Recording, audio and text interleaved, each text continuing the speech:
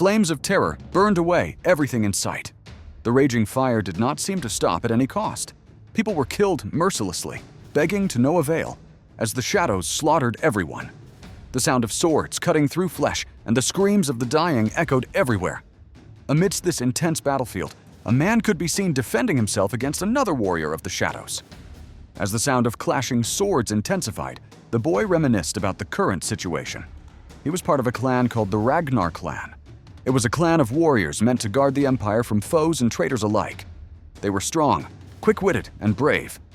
The Great Northern Wall had stood for thousands of years, strengthened by a special constitution. This special power was said to have been gained from slaying a dragon. Because of this, those with the Ragnar bloodline were born with exceptional magic power, stamina, and swordsmanship talent. Everyone except our protagonist. Our protagonist, Theo Ragnar, was an exception. Born without the powers of the Ragnar bloodline, he was weak. A sharp slash struck Theo in the stomach, causing blood to gush out. Losing so much blood, Theo was on the verge of dying when he heard a voice. It was the voice of someone he knew very well.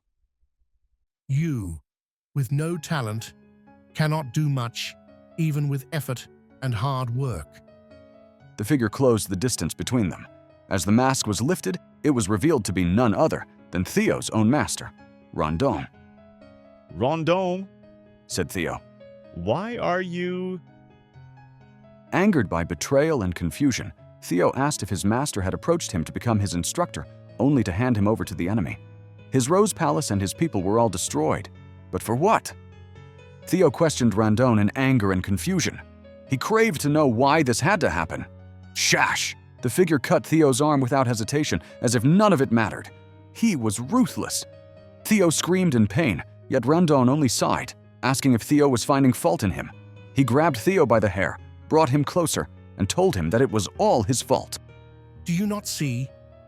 Watch your people die, and your palace burn because you were useless and talentless. Another soldier dragged Theo's mother by her hair.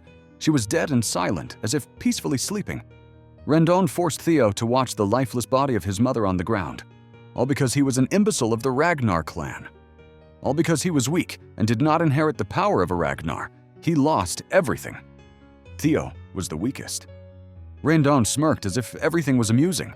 Watching it all, Theo lost control. In a last-ditch attempt, he unseated his sword and lunged at Rondon. Rondon had let his guard down, and just as Theo was about to land his strike, a blade appeared out of nowhere and pierced him. Theo was flung back by the sword, and another dark figure appeared. The new figure found Rondon too talkative and ordered him to finish Theo already. Theo lay on the ground, certain of his death. He questioned if he was truly a Ragnar. His worthless life with no talent was about to end. He could not protect anything, and he had to see everything burn before his eyes. If only Theo possessed talent, any kind at all. Theo shed a final tear before a loud explosion shook the empty world. You have died! A blue screen appeared. Theo Ragnar. Your traits have activated, returning to the regression point. A bright, blinding light appeared, quickly followed by a sword striking Theo in the face. A familiar figure came into view. It was Rondon, but he did not look like he had a few minutes ago. All right, we can finish the lesson today. Theo was flabbergasted and confused. What's going on? In the middle of a training ground, Theo found himself again in front of Rondon. This time, Rondon did not seem to intend to kill him. Rondon called Theo absent-minded, as he had still not figured out what was going on. Didn't I just die? Theo questioned himself. He who was dying was now standing alive. He thought his life had flashed before his eyes. He also could not believe that the flashback his mind decided to play was Rondon's ugly and disgusting face. Then, at that moment, a blue screen appeared with some words. Theo looked at the screen in confusion. Tutorial quest number 1 point. Punch Rondon in the face. Punch Rondon in the face? What the hell is this? Theo looked back and forth between Rondon and the screen, wondering if this was real. Eventually, even though he did not know what was going on, he decided to do as the blue screen told him. Thinking it was a gift, Theo lunged forward, making a fist. The air around his hand swirled as the fist reached Rondon's face. The punch connected, but with no effect. Rondon was completely fine, even though Theo had given it his all. Rondon looked at Theo with contempt, while Theo could only give a weak smile back. Theo wondered why the dream felt so strange before Rondon struck him back with a wooden sword, throwing him off the ground several meters. Rondon sighed and told Theo that he understood his frustrations. The awakening ceremony was fast approaching, and yet Theo seemed to show no progress despite his efforts. Theo was surprised to hear about the awakening ceremony. Rondon also told him that he was disappointed to see him attack his master, worse still, with his fist rather than a sword, despite being a Ragnar. Theo stayed on the ground, wondering why everything felt so real. He could even feel the dust, the pain, and the sensations. Everything felt real. Only then did he realize it was not a flashback. It was real.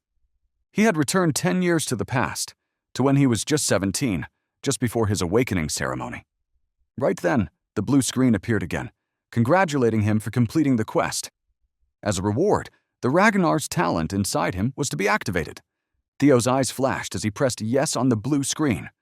Suddenly, he was surrounded by a burst of light. The light concentrated into his body, and the world turned bright. Theo had finally awakened. He, who was a failure, he, who was taunted and despised everywhere, had finally found a glimpse of redemption. This is a story about a failed warrior, someone who had died but was given another chance at life. How will the story unfold? How will the protagonist progress? This is something to look forward to.